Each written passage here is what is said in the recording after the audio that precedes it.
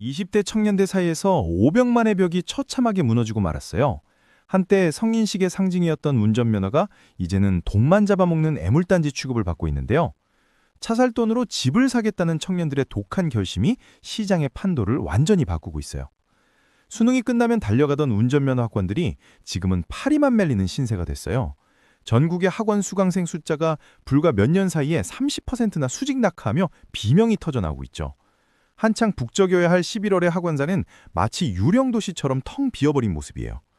청년들이 운전을 포기한 가장 직관적인 이유는 바로 주머니 사정이 너무 팍팍하기 때문이에요. 이제는 면허 하나 따는 데만 해도 100만 원 가까운 생돈이 깨지는 시대거든요. 배우는 비용부터가 넘사벽이 되니 면허증은 아예 위시리스트에서 지워진 지 오래예요. 면허를 따도 문제인 게 요즘 같은 고물가 시대에 자동차는 그야말로 돈 먹는 하마나 다름없어요. 기름값에 보험료 수리비까지 합치면 숨만 쉬어도 매달 수십만 원이 통장에서 사라지거든요. 차를 사면 집은 영원히 못 산다는 말이 유행처럼 번지는 이유가 여기에 있어요. 이 틈새를 파고들어 청년들의 마음을 훔친 괴물이 하나 있는데 바로 기후동행 카드예요. 서울시가 내놓은 이 무제한 교통권이 출시되자마자 70만 명 넘는 사람들을 지하철로 불러 모았죠. 그런데 이 이용자 절반 이상이 바로 지갑이 얇은 청년층이라는 사실에 주목해야 해요. 월 6만 원이면 서울 시내 버스와 지하철, 심지어 따릉이까지 무제한으로 쓸어 담을 수 있어요. 자동차 기름값 한 번 넣을 돈도 안 되는 가격으로 한 달 교통을 끝낼 수 있으니 가성비가 압도적이죠. 이제 청년들에게 차는 로망이 아니라 비효율의 끝판왕이 되어버린 셈이에요. 아빠, 나 진짜 차 필요 없어! 라고 외치는 청년들의 목소리는 단순한 투정이 아니에요. 지하철에서 내리자마자 킥보드나 자전거로 목적지까지 쏴주는 촘촘한 인프라가 이미 완성됐거든요. 굳이 주차 전쟁을 치르며 운전대를 잡을 이유가 세상 어디에도 없는 거죠. 이런 변화 때문에 도심 속 넓은 부지를 차지하던 운전학원들은 이제 생존을 건 변신을 시작했어요. 땅값은 오르고 수강생은 없으니 학원 간판을 내리고 그 자리에 거대한 택배 물류센터를 짓고 있죠. 청년들이 운전 배우러 오던 곳이 이제는 배달 박스들이 쌓이는 창고로 바뀌는 거예요. 반면에 운전면허 시험장의 풍경도 아주 기묘하게 변해가고 있는데 20대가 떠난 자리를 60대 어르신들이 채우고 있어요. 이분들이 핸들을 잡는 이유는 은퇴 후 드라이브를 즐기기 위해서가 결코 아니에요. 생계를 위해 트럭이나 택시를 몰아야 하는 절박한 상황이 이들을 면허장으로 내몰고 있죠. 청년은 돈을 아끼려 면허를 포기하고 노년층은 돈을 벌기 위해 면허를 따는 아이러니한 상황이 벌어지고 있어요. 면허증 한 장에 담긴 세대 간의 온도 차이가 극명하게 갈리는 지점이죠. 경제의 허리인 청년들이 소비를 극단적으로 줄이면서 나타난 슬픈 단면이에요. 사실 이건 청년들만의 문제가 아니라 자동차 산업 전체를 휘두는 거대한 태풍의 시작일지도 몰라요. 신규 운전자가 줄어든다는 건 미래의 신차 구매 고객이 통째로 사라진다는 소름 돋는 신호거든요. 자동차 제조사들이 이제 차가 아니라 모빌리티 서비스에 목을 매는 이유를 아시겠죠? 이제 면허는 성인식 같은 통과 의뢰가 아니라 철저하게 계산된 가성비 아이템으로 전락했어요. 신분증 대용으로 면허를 따던 시절은 지나갔고 스마트폰 하나면 모든 게 해결되는 세상이잖아요. 모바일 신분증이 나오면서 지갑 속 면허증의 마지막 존재 이유마저 희미해졌어요. 공유 경제의 활성화도 청년들의 핸들 이탈에 큰 몫을 담당하고 있다는 걸 잊으면 안 돼요. 꼭 내 차가 없어도 필요할 때만 잠깐 빌려 쓰는 카시어링 서비스가 동네 곳곳에 널려 있으니까요. 소유보다 경험을 중시하는 청년들에게 자동차는 그저 이동수단일 뿐이에요. 도시화가 가속화될수록 이 현상은 더욱 심해질 것으로 전문가들은 입을 모아 말하고 있어요. 인구 밀도가 높은 대도시에서 자동차는 편리함보다 극심한 스트레스를 주는 짐에 가깝거든요. 꽉 막힌 도로 위에서 시간을 버리느니 지하철에서 유튜브 한 편 더 보는 게 이득이죠. 결국 운전면허 발급량의 급감은 우리 사회의 경제 구조가 근본적으로 바뀌고 있다는 증거예요. 자산 가치가 떨어진 자동차 대신 실리를 챙기는 영리한 소비자들이 시장을 장악한 거죠. 돈 냄새를 맡은 청년들은 이미 자동차라는 구시대의 유물을 버리기 시작했어요. 그럼에도 불구하고 물류 운송을 담당하는 대형 면허에 대한 수요는 노년층을 중심으로 꾸준히 유지될 거예요. 일자리가 부족한 고령사회에서 운전은 여전히 강력한 생존 기술 중 하나니까요. 젊은이는 페달을 놓고 어르신은 페달을 밟는 이 기묘한 공생은 계속될 전망이에요. 하지만 우리가 잊지 말아야 할 건 청년들이 운전을 안 하는 게 아니라 못하는 환경이라는 사실이에요. 소득 대비 터무니없이 높은 물가와 자산 가격이 그들을 대중교통이라는 안전지대로 밀어넣은 셈이죠. 자유로운 이동권마저 경제적 논리에 가로막힌 건 아닌지 생각해보게 되네요. 앞으로의 도로 위 풍경은 우리가 알던 모습과는 완전히 달라질 가능성이 매우 높아요. 자율주행 기술이 완성되면 면허 자체가 필요 없는 세상이 올지도 모르니까요. 청년들은 어쩌면 그 시대를 가장 먼저 몸으로 준비하고 있는 걸지도 모르겠어요. 자, 이제 정리를 해볼게요. 청년들의 면허 포기는 단순한 유행이 아니라 합리적인 생존 전략이자 경제적 저항이에요. 비싼 차 대신 스마트한 교통카드를 선택한 그들의 결정이 미래를 어떻게 바꿀지 지켜봐야 합니다. 여러분의 지갑 속 면허증은 지금 어떤 상태인가요? 여전히 쌩쌩하게 도로를 누비고 있나요? 아니면 장롱 속에서 잠을 자고 있나요? 댓글로 여러분의 생각을 공유해주세요. 다음 영상에서 만나요. 감사합니다.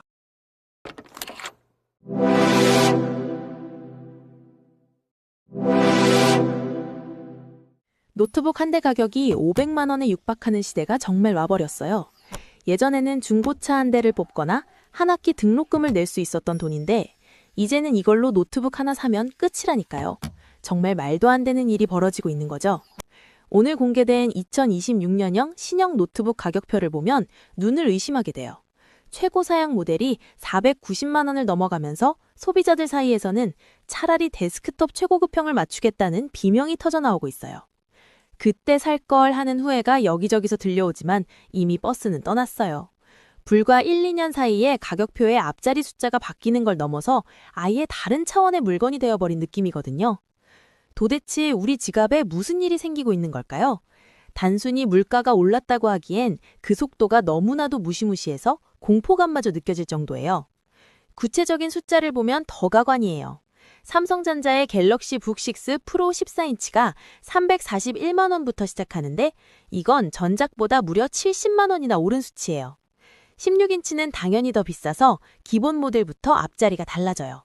최고 사양인 울트라 모델로 풀옵션을 맞추면 463만 원에서 최고 493만 원까지 올라가죠. 노트북 가방이랑 마우스, 액정 보호 필름까지 몇 개 사면 정말 500만 원 찍는 건 일도 아니에요. 이제 노트북은 가전제품이 아니라 움직이는 자산이라고 불러야 할 판이에요. LG전자도 이 가격 전쟁에서 절대 밀리지 않아요. 가벼움의 대명사였던 LG 그램프로 AI 16인치 모델이 314만 원에 당당히 이름을 얼렸거든요. 전작 대비 약 50만 원이나 인상된 가격인데 이제 그램은 가벼운 무게만큼이나 우리 통장 잔고도 가볍게 만들고 있어요. 프리미엄의 기준이 완전히 바뀌어버린 거죠. 불과 2년 전만 해도 300만 원이면 와 정말 최고급 노트북 샀네 소리를 들었잖아요. 그런데 이제 300만 원은 이 바닥에 명함을 내밀기 위한 최소한의 입장료가 됐어요. 대학생들이나 사회초년생들에게 노트북은 생존을 위한 필수품인데 이제는 부모님 도움 없이는 꿈도 못 꿀 사치품이 됐어요. 이 미친 가격의 배후에는 도대체 누가 있는 걸까요? 범인은 바로 우리가 그토록 환호했던 AI와 메모리 반도체예요. 이름하여 칩플레이션이라는 괴물이 우리 노트북 가격을 뿌리째 흔들고 있는 거죠. 반도체 값이 올라도 너무 올랐어요. PC용 D램 가격이 9개월 연속으로 수직 상승 중인데 1달러 남짓하던 게 9달러를 돌파하며 7배나 폭등해버렸거든요. 부품값이 이 정도로 오르면 제조사도 버틸 재간이 없어요. 노트북의 두뇌와 근육 역할을 하는 부품들이 금값이 됐으니 완제품 가격이 뛰는 건 시간 문제였던 거죠. 낸드 플랫이라고 부르는 저장 장치 가격도 1년 전보다 5배 가까이 뛰었어요. 우리가 용량 큰 게 최고지라며 1테라, 2테라 고를 때마다 가격은 안드로메다로 가고 있어요. 여기서 아주 흥미로운 하지만 우리에겐 슬픈 사실이 하나 더 있어요. 삼성이나 하이닉스 같은 반도체 거인들이 지금 일반 노트북용 메모리 만드는데 큰 관심이 없다는 거예요. 왜냐하면 인공지능 서버에 들어가는 HBM, 즉 고대역폭 메모리가 훨씬 비싸게 팔리거든요. 공장은 한정되어 있는데 비싼 것만 찍어내니 일반 노트북 부품은 뒷전으로 밀려난 거죠. 결국 공급은 줄고 수요는 넘치니 가격이 천정부지로 치솟는 거예요. 우리가 쓰는 노트북은 AI 열풍의 낙수 효과가 아니라 비용 전가의 희생양이 되고 있는 셈이죠. 온디바이스 AI라는 말 들어보셨죠? 노트북 안에서 AI를 직접 돌리려면 엄청난 고사양 부품들이 필수적이에요. 고용량 메모리가 없으면 AI 기능 자체가 작동을 안 하거든요. AI 기능을 넣으려다 보니 원가를 낮추는 게 아예 불가능한 구조가 됐어요. 최첨단 기능을 누리는 대가가 결국 500만 원이라는 무거운 가격표로 돌아온 거예요. 설상가상으로 요즘 환율까지 우리를 괴롭히고 있어요. 원화 가치가 떨어지니까 외국에서 사오는 핵심 부품들의 수입 단가가 계속 올라가고 있거든요. 부품값 폭등에 환율 크리티컬까지 맞았으니 제조사 입장에서도 우리도 어쩔 수 없다 하는 입장이에요. 하지만 그 부담을 오롯이 짊어지는 건 결국 우리 소비자들의 몫이죠. 제조사들도 소비자들의 저항이 심할 거라는 걸 잘 알고 있어요. 그래서 가격은 못 깎아주지만 선불은 듬뿍 줄게 라는 전략으로 나오고 있죠. 일종의 사은품 전쟁이 벌어지는 중이에요. 삼성은 한정판 명품 가방 브랜드와 협업해서 전용 파우치를 주거나 파손보험을 무료로 제공하며 지갑을 유혹하고 있어요. 사은품 가격만 해도 꽤 쏠쏠하다는 걸 강조하면서요. LG전자도 큰 폭의 할인 혜택을 주거나 각종 경품을 추첨으로 뿌리며 마케팅에 총력을 다하고 있어요.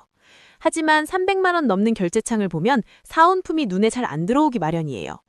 이런 가격 폭등 현상은 노트북에서 끝나지 않을 거예요.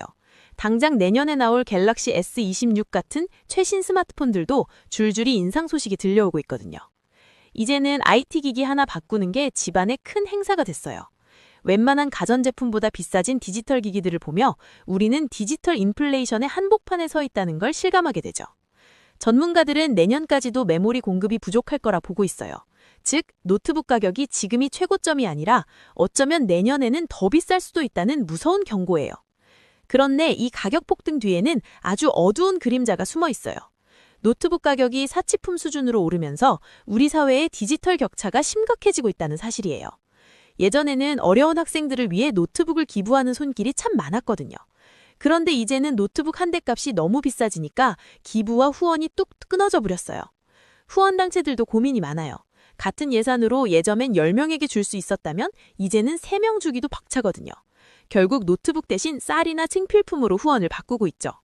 중고시장도 얼어붙었어요. 새 노트북이 비싸니 사람들이 쓰던 기기를 안 내놓고 계속 쓰거든요. 그래서 중고 PC 기부량도 작년보다 30%나 급감하면서 선순환이 멈췄어요. 특히 자립을 준비하는 청년들에게 IT 기기는 공부와 취업을 위한 필수품인데 이제는 문턱이 너무 높아지니 시작부터 불공평한 경쟁을 하게 되는 셈이에요. 돈 없으면 AI도 못 쓰는 세상이냐는 자조 섞인 목소리가 나오는 이유예요.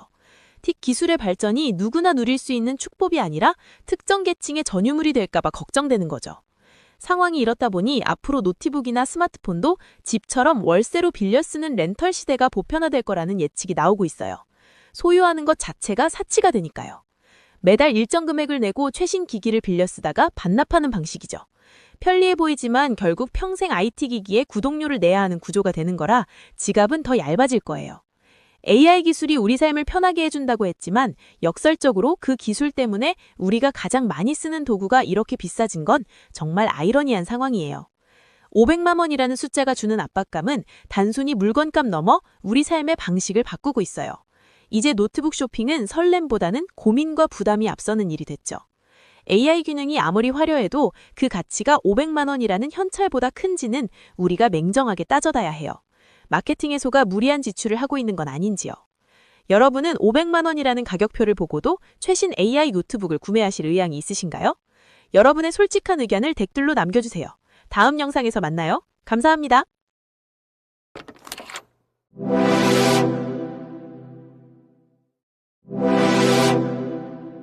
여러분, 요즘 결혼은 사랑의 결실이 아니라 통장 잔고와의 전쟁이라는 말이 나와요. 강남 예식장식 때는 인당 9만 원을 넘어섰고 결혼식 한 번 치르는데 서울 평균 3,600만 원이 그냥 깨지거든요. 축복받아야 할 시작이 대출 걱정부터 되는 게 지금 우리 청년들의 현실이에요. 특히 케이스드메 업계의 관행은 예비 부부들을 정말 힘들게 해요. 내 얼굴이 찍힌 사진 원본을 받는데 수십만 원을 더 내야 하고 드레스 사진은 찍지도 못하게 막거든요. 여기에 스태프 간식비 같은 명목 없는 비용까지 챙기다 보면 이게 정상적인 계약인지 의문이 들 수밖에 없어요. 가격 구조가 워낙 불투명하다 보니 예비 부부들은 인생에 한 번뿐이라는 약점 때문에 철저히 을이 돼요. 현장에서 예고 없이 추가되는 비용들에 당황하다 보면 예산은 이미 바닥나 있죠. 결혼 서비스 가격을 투명하게 공개해야 한다는 목소리가 커지는 이유예요. 지역별 비용 격차도 정말 심각해요. 서울 강남 예식비면 지방에서는 집 한 채 전세 자금에 보탤 수 있을 정도니까요. 꽃장식 같은 선택 항목조차 수백만 원을 호가하면서 평범한 직장인들에게 결혼은 어느덧 감당하기 버거운 숙제가 되어버렸어요. 하지만 진짜 장벽은 식장 문을 나선 뒤에 기다리고 있어요. 결혼을 미루는 커플 10명 중 6명은 경제적 부담을 이유로 꼽거든요. 단순히 사랑만으로 시작하기에는 현실의 고비가 너무 많고 주변의 시선조차 차갑기 때문이에요. 이제 배우자의 가치관만큼이나 부모님의 경제적 지원 여부가 중요해진 시대예요. 자선 지원 없이는 서울에서 신혼집을 구하는 게 사실상 불가능하니까요. 주거 문제가 해결되지 않으니 결혼이라는 결심은 자꾸만 뒤로 밀려나게 돼요. 심지어 결혼 페널티라는 말까지 등장했어요. 혼인신고를 하면 부부 합산 소득이 높아져 저금리 대출에서 탈락하거나 청약 기회를 잃기 때문이죠. 국가의 정책이 오히려 결혼을 방해하고 있다는 비판이 나오는 지점이에요. 자녀 계획은 더 큰 장벽이에요. 맞벌이가 필수인 상황에서 독박 육아에 대한 두려움은 청년들을 위축시키거든요. 특히 지방이나 보수적인 직장에서는 남성 육아휴직을 꿈꾸기조차 어려운 게 현실이라 육아 부담은 오롯이 개인의 몫이 돼요. 인구 전문가들은 인구 위기를 막을 골든타임이 4년밖에 남지 않았다고 경고해요. 이 시기를 놓치면 어떤 대책도 소용없는 인구 절벽이 온다는 거죠. 하지만 지금의 정책들은 여전히 현장의 청년들이 체감하기엔 부족한 점이 많아요.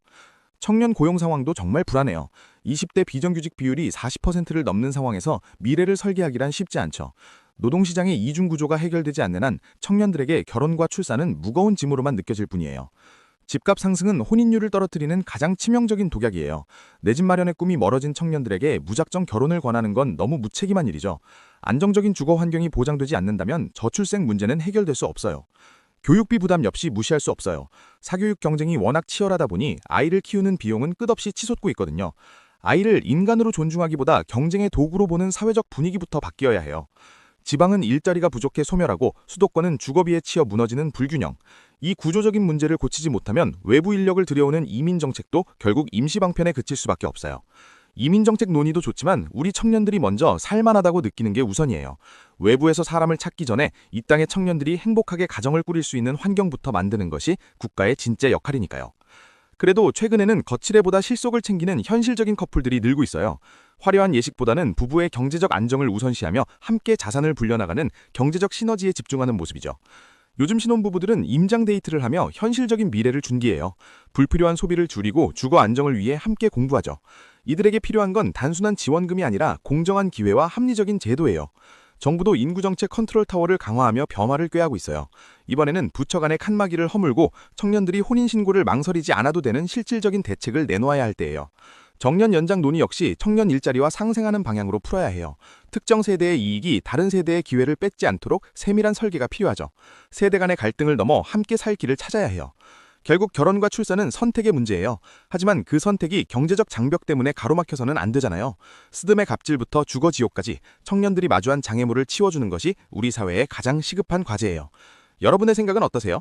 지금의 결혼 문화나 제도들이 청년들을 응원하고 있다고 보세요? 아니면 오히려 발목을 잡고 있다고 보세요?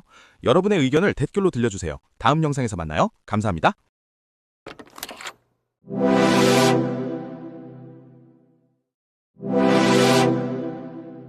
내 시급은 5만 원인데 똑같은 일을 단돈 150원에 해치우는 녀석이 등장했어요. 한 달 전기세 1달러면 팀장급 업무를 대신하는 무서운 에이전트. AI 시대가 열린 거죠. 남의 돈 벌기 점점 팍팍해지는 지금, 내 통장 잔고를 지키려면 정신 바짝 차려야 해요. 기존 AI가 단순히 글만 써주는 수동적인 타자기에 불과했다면 에이전트 AI는 직접 마우스를 쥐고 클릭까지 해주는 똑똑한 비서예요. 내가 자는 동안 알아서 자료를 찾고 이메일을 보내놓는 실질적인 행동대장인 셈이죠. 엔비디아의 젠슨 황도 이제 AI가 스스로 추론하고 움직이는 시대라고 선언했어요. 과거의 단순 자동화 프로그램이 정해진 철길만 달리는 융통성 없는 기차와 같아요. 반면 에이전트 AI는 목적지만 찍어주면 스스로 장애물을 피해 달리는 자율주행차에 비유할 수 있어요. 돌발 상황이 생겨도 알아서 다른 길을 찾아내는 차원이 다른 영리함을 자랑하죠. 똑똑한 두뇌와 거대한 기억력, 그리고 자유롭게 움직이는 손발이 합쳐져서 하나의 완벽한 시스템으로 작동해요. 과거의 실수를 기억해 두었다가 다음 작업에서는 알아서 스스로 교정하는 엄청난 능력까지 갖췄어요. 이래서 전 세계 기업들이 AI 에이전트 도입에 열을 올리는 거예요. 하지만 무작정 회사에 도입하면 비용만 날리고 낭패를 볼 수밖에 없어요. 가장 기초 단계인 1단계 개인 비서 모드부터 시작해서 가벼운 문서 초안 작성이나 정보 검색을 맡겨보세요. 물론 이때는 최종 확인과 실행 버튼은 무조건 사람이 직접 눌러야 해요. 1단계가 익숙해졌다면 이제 여러 업무를 묶어서 통째로 시키는 2단계 위임으로 넘어가면 돼요. 지난달 매출 요약해서 팀장님께 메일 초안 써놔 라고 지시하면 여러 단계를 거쳐 알아서 척척 진행해줘요. 여기서도 외부 발송 전에는 사람의 승인 도장이 꼭 들어가야 하죠. 마지막 3단계는 완전히 알아서 돌아가는 멀티 에이전트 자율 운영 단계예요.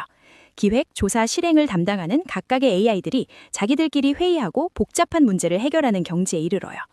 글로벌 빅테크 기업들은 이미 이 무서운 시스템을 굴리며 인건비를 극단적으로 줄이고 있어요. 당장 내 방에 무급 비서를 두고 싶다면 오픈클로라는 무료 프로그램을 활용해 보세요. 내 컴퓨터 화면을 직접 보고 제어해주는 아주 훌륭한 오픈소스 도구예요. 복잡한 코딩 지식이 없어도 나만의 맞춤형 비서를 뚝딱 만들 수 있어요. 24시간 내내 이 비서를 부려먹으려면 전기세 걱정 없는 맥미니가 최고의 파트너예요. 전력 소모가 극단적으로 적어서 한 달 내내 켜놔도 커피 한 잔 값도 안 나오거든요. 초기 세팅만 해두면 가성비 최고의 개인용 AI 전용 서버가 되어줄 거예요. 이제 마케팅 업무도 경쟁사 뉴스레터 10개 요약해서 우리 톤으로 블로그 글 써줘. 한마디면 끝나요. 아침에 눈 뜨자마자 주요 뉴스와 오늘 일정을 메신저로 싹 정리해서 보고받을 수도 있어요. 손가락 하나 까딱 안 하고 출근 전 하루 업무의 절반을 끝내는 거죠. 귀찮은 구매나 총무 업무도 에이전트에게 통째로 넘겨보세요. 거래처 10곳의 견적 요청 메일을 쫙 뿌기고 답장이 오면 엑셀로 깔끔하게 비교표까지 만들어줘요. 단순 반복 업무에서 해방되니 우리는 진짜 돈이 되는 기획에만 집중할 수 있어요. 기업 입장에서 보면 인건비 절감 효과는 정말 상상을 초월할 정도예요. 시간당 10만 원씩 주던 시장 분석 업무를 AI에게 맡기면 단돈 150원 수준으로 뚝 떨어지거든요. 변동비가 400분의 1로 줄어드니 사장님들이 눈독을 들일 수밖에 없죠. 하지만 삼성 SDS는 사내 데이터 정리가 안 된 기업은 절대 AI를 도입하지 말라고 강력하게 경고해요. AI가 아무리 똑똑해도 회사 규정이나 기초 데이터가 엉망이면 아무 소용이 없어요. 오염된 쓰레기를 넣으면 엄청난 속도로 쓰레기를 뽑아내는 기계가 될 뿐이니까요. 그래서 우리 회사에 흩어진 기중 정보와 데이터를 깔끔하게 다듬는 작업이 영순이에요. AI는 훌륭한 도구일 뿐이죠. 결국 우리 비즈니스의 진짜 문제가 무엇인지 정의하는 건 사람의 몫이거든요. 정제된 데이터가 곧 회사의 최고 자산이라는 말이 딱 맞아떨어지는 순간이죠. 그리고 이렇게 똑똑한 비서가 순식간에 회사를 망치는 이중 스파이가 될 수도 있어요. 외부 해커가 교묘한 명령어를 몰래 숨겨서 AI를 조종하면 내부 기밀이 밖으로 줄줄 새어나가거든요. 보안에 작은 구멍 하나 뚫리는 순간 회사의 존폐가 흔들릴 수 있어요. 실제로 에어캐나다 챗봇은 자기 마음대로 가짜 환불 규정을 안내했다가 법정에서 패소하고 말았어요. AI가 뱉은 말의 법적, 금전적 책임은 고스란히 회사가 져야 한다는 무서운 판례가 나온 거죠. 통제불능의 AI는 차라리 없는 것만 못한 엄청난 폭탄이에요. 그래서 중요한 결정에는 반드시 사람이 개입하는 휴먼 인더 루프 안전장치 설계가 필수예요. 아무리 100% 자율적인 AI라도 송금이나 외부 메일 발송 전에는 무조건 사람의 결제를 받아둬야 해요. 안전벨트와 브레이크 없는 스포츠카는 흉기일 뿐이잖아요. 엑셀 함수를 달달 외우고 타자를 빨리 치는 능력은 이제 아무짝에도 쓸모없어요. 기계가 사람의 손과 발을 완벽하게 대체하고 심지어 더 빠르고 정확하게 해내는 시대가 와버렸으니까요. 이제 우리는 일하는 방식과 마인드셋 자체를 완전히 뒤집어야 해요. 직접 땀 흘려 실행을 하는 실행자에서 벗어나 수많은 AI 군단을 지휘하는 오케스트라 지휘자가 되어야 해요. 전체 업무의 판을 짜고 구조를 매끄럽게 설계하는 능력이 앞으로 당신의 엄청난 몸값을 결정할 거예요. 이제 제대로 명령을 내리는 자만이 살아남아요. 결국 AI 자체가 내 일자리를 뺏는 게 아니라 AI를 능수능란하게 부리는 옆자리 동료가 내 자리를 뺏을 거예요. 당신은 평생 남이 시키는 일만 하는 부속품으로 남으시겠어요? 아니면 무적의 AI 군단을 호령하는 지휘관이 되시겠어요? 다음 영상에서 만나요. 감사합니다.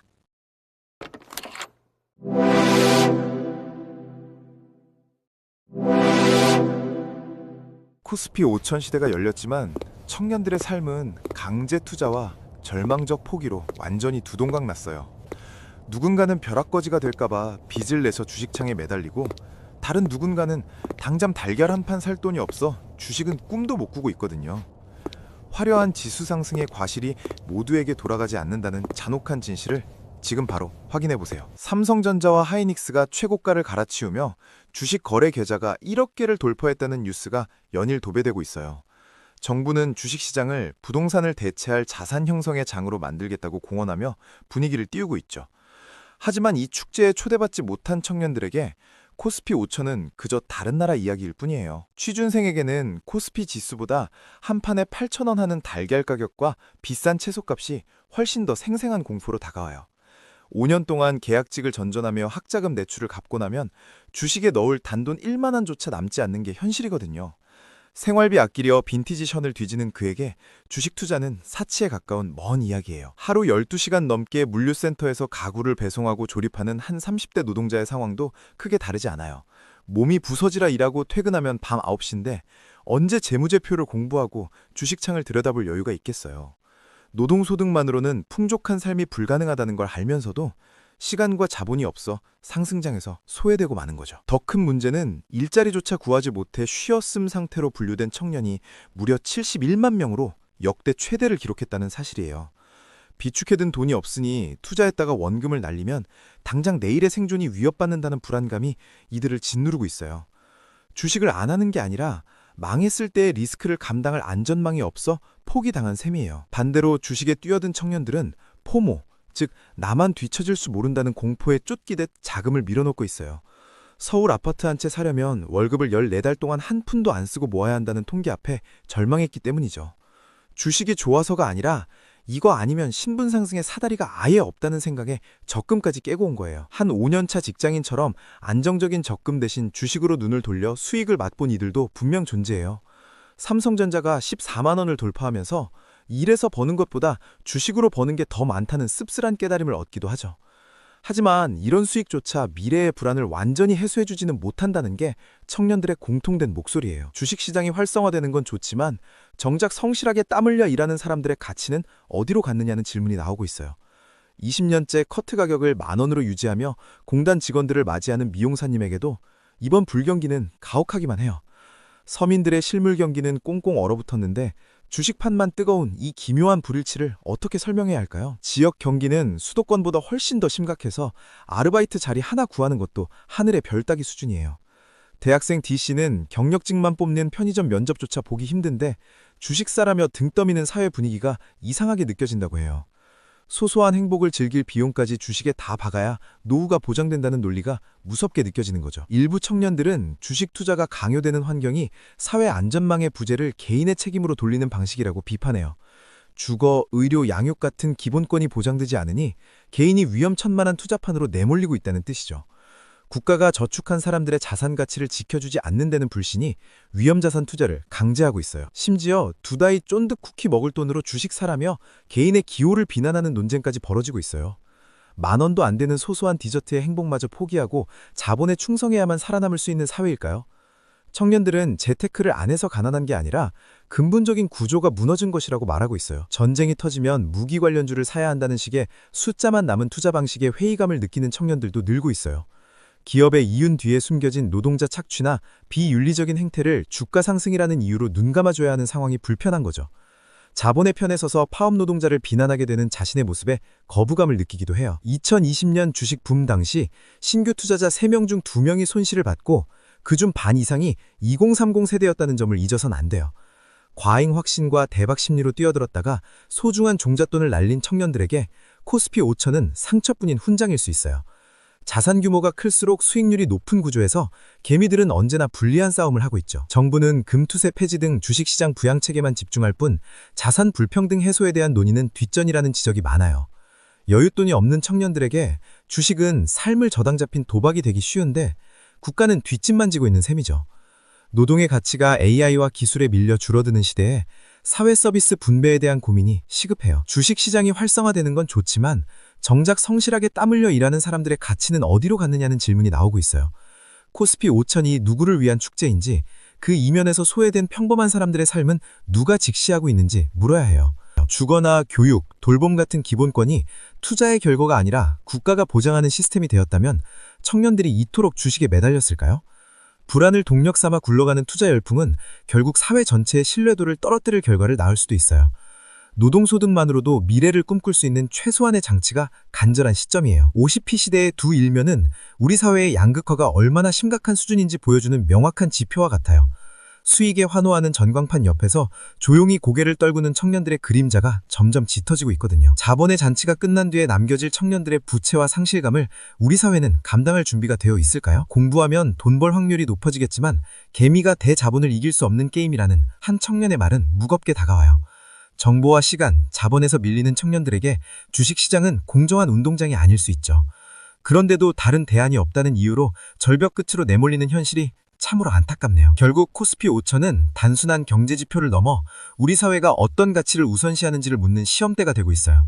숫자 뒤에 숨겨진 청춘들의 눈물과 포기를 외면한 채 달려가는 성장이 과연 건강한 미래를 보장할 수 있을까요? 이제는 자산의 가치만큼이나 인간의 구체적인 삶을 귀하게 여기는 논의가 필요해요. 여러분, 코스피 5천 시대 정말 행복하신가요? 아니면 혹시 사다리를 놓칠까봐 혹은 사다리 근처에도 못 가서 불안에 떨고 계신 것 아닌가요? 다음 영상에서 만나요. 감사합니다.